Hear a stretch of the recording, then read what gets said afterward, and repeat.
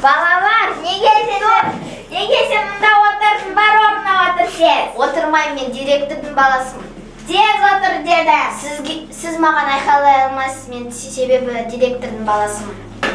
Балалар, бүгін біздің тақырып ол чешка.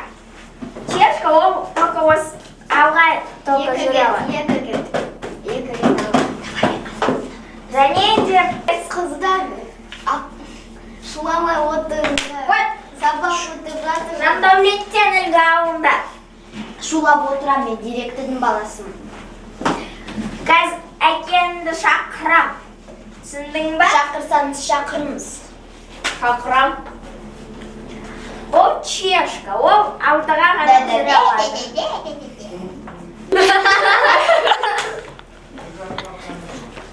Әкелдім. Сіздің балаңыз тыңдамайды. Отырайын.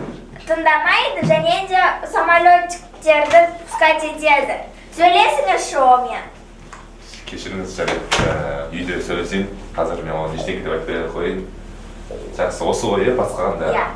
Жақсы. Сау болыңыз. Сау болыңыз. Сабағыңызды жалғастырамыз.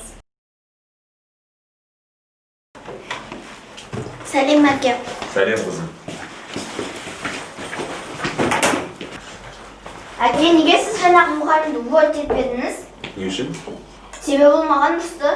Мен саған ұрысқан мұғалімдердің бәрін жұмыстан шығара берсем, мектепте мұғалім қалмайды. Ол маған все равно ұнамайды. Қызым, ұстаз деген сенің екінші анаң. Оны құрметтеу керек.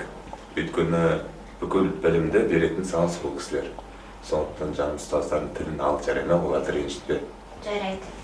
Жақсы, келесі жолы онда бұзақы болма, жарай ма? Қайырлы түн, әкешім. Қайырлы түн.